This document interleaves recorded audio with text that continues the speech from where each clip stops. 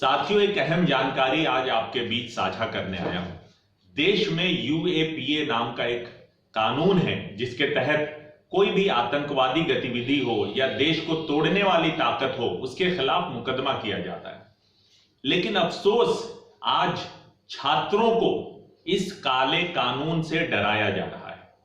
जो भी जामिया के बच्चे हो या जेएनयू के बच्चे हो, दिल्ली यूनिवर्सिटी के बच्चे हो, बहुत सारे दिल्ली के सोशल एक्टिविस्ट हो या जर्नलिस्ट हो, आज उन पे यूएपीए के तहत केस किया जा रहा है। आपको याद होगा, कुछ दिन पहले एंटी सीएए प्रोटेस्ट पूरे दिल्ली में हो रहा था। जामिया उसका केंद्र बिंदु था, एपी सेंटर था। आज उसी जामिया के कई सारे छात्रों को जेल में डाल दिया गया है।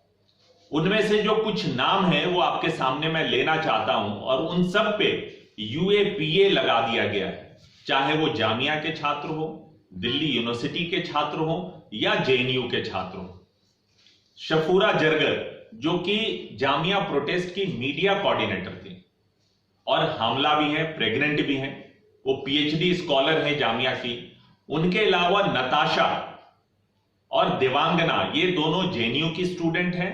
पिंजरा तोड़ जो एक ऑर्गेनाइजेशन है, उनकी एक्टिव मेंबर हैं। और इनका कसूर इतना है कि इन्होंने बस इतना कहा था कि आपको अपनी आत्मरक्षा, कभी भी कोई ऐसी घटना घटे जिसमें आपको अपनी आत्मरक्षा करनी हो महिलाओं को, तो वो कैसे की जाए, ये इन्होंने महिलाओं को सिखाया था।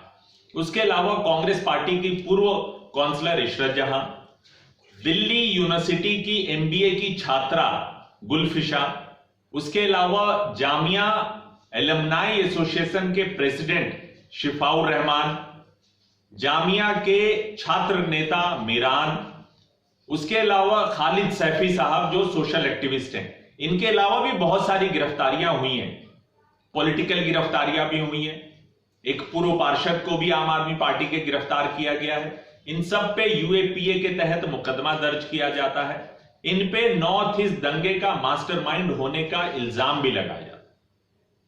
लेकिन मैं जानकारी यही आपसे साझा करना चाहता हूं। अगर आपको याद है, कुछ दिन पहले मैं आपको लेकर जाऊं तो देशद्रोह का मुकदमा और एनएसए के तहत जो भी मुकदमा होता है, उसमें चार्जशीट जब पुलिस फाइल करने जाती है कोर्ट में, तो सबसे पहले सरकार से, जो राज्य सरकार हो, दिल्ली में केजरीवाल जी की सरकार है, केजरीवाल जी से अप्रूवल लेना होता है। आपको एक बहुत ही मशहूर केस याद होगा कन्हैया का। कन्हैया कुमार के खिलाफ भी देशद्रोह के मामले में केस दर्ज हुआ था, जिसमें उनके अलावा अनिर्बान, खालिद, उमर, ये सब शामिल थे। लेकिन जब तक दिल्ली के चुनाव नहीं हुए तब तक उसको पेंडिंग में रखा गया, अप्रूवल नहीं दी गई चार्जशीट के लिए। और जिस दिन इलेक्शन खत्म हुआ, कुछ दिन बाद ही आपने देखा होगा कि वो अप्रूवल दे दी गई, ताकि इन तीनों पे देशद्रोह का मुकदमा चलाया जा सके। इससे केजरीवाल कितने सेकुलर हैं ये बात जग जाहिर हो जाता है। आज फिर उसी यूएपीए के तहत जामिया के छात्रों पे, जो एंटी सीएए के लिए विरोध कर रहे थे, उन पे यूएपीए के तहत मुकदमा दर्ज हुआ है।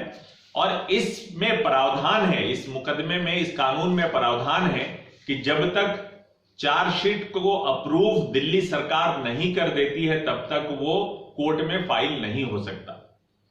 फिर घूम फिर के बॉल जो है अरविंद केजरीवाल के पाले में आ गया। और अरविंद केजरीवाल आज किसके इशारे पे काम कर रहे हैं, मुझे लगता है ये जग जाहिर है। जिस तरह से कन्हैया कुमार के खिलाफ उन्होंने अप्रूवल दिया, आज यूएपीए के तहत छात्रों पे मुकदमा हो रहा है, वो खामोश हैं, वो एक लफ्ज बोलने के लिए तैयार नहीं है। आम आदमी पार्टी के पूर्व पार्षद को, ताहिर हुसैन सैफी को, आज मास्टरमाइंड करार दिया जाता है, लेकिन वो खामोश हैं। और अफसोस की बात यह है कि अमानतुल्ला खान, जो अपने आप को मुसलमानों के सबसे बड़े नेता मानते हैं आम आदमी पार्टी में, न वो ताहिर हुसैन की पैरवी के लिए अरविंद केजरीवाल के पास जाते हैं, न जामिया के बच्चों को जब गिरफ्तार किया जाता है उसके खिलाफ न ट्वीट करते हैं, न सोशल मीडिया पे वीडियो बनाते हैं, ना ही केजरीवाल को जाकर कहते हैं कि ये अन्याय एक कम्युनिटी विशेष के साथ नहीं होना चाहिए और ये गलत हो रहा है। तो साथियों, यही जानकारी मैं साझा करना चाहता था आपके साथ कि जामिया के बच्चों को यूएपीए के तहत, चाहे वो जामिया के बच्चे हो, जेएनयू के बच्चे हो और डीयू के बच्चे हो, इनके खिलाफ यूएपीए के तहत मुकदमा दर्ज किया जा रहा है और बिना दिल्ली सरकार के मर्जी के ये काम हो ही नहीं सकता। तो आज फिर ये साबित होता है कि अरविंद केजरीवाल किस तरह से गिरगिट की तरह रंग बदल रहे हैं बार बार, चाहे वो दिल्ली के दंगे हो या कन्हैया कुमार को लेकर देशद्रोह का मुकदमा हो या अभी का मामला हो। और उसी के साथ साथ आपको ताज्जुब होगा ये जानकर कि जिस नॉर्थ ईस्ट दंगे के लिए जो वकीलों की टीम बनाई गई है, उस वकील की टीम में वो भी सारे के सारे भाजपा के चहेते लोग हैं जो ताहिर हुसैन या जामिया के बच्चों के खिलाफ पेश होंगे दिल्ली सरकार की तरफ से। और उनमें तुषार मेहता जो नरेंद्र मोदी जी के गुजरात से आते हैं, सॉलिसिटर जनरल ऑफ इंडिया है और अमित शाह और नरेंद्र मोदी जी के बेहद करीबी आदमी हैं। उनके साथ साथ दूसरा वकील कौन होगा? अमन लेखी, जो नई दिल्ली से भाजपा की सांसद है मीनाक्षी लेखी, उनके शौहर है, उनके हस्बैंड है।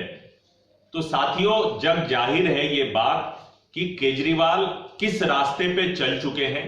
और जो हम लोग बार बार कहते थे कि केजरीवाल आरएसएस की बी टीम है, आज यही बात सच होती नजर आ रही है और सबके सामने जग जाहिर हो रही है।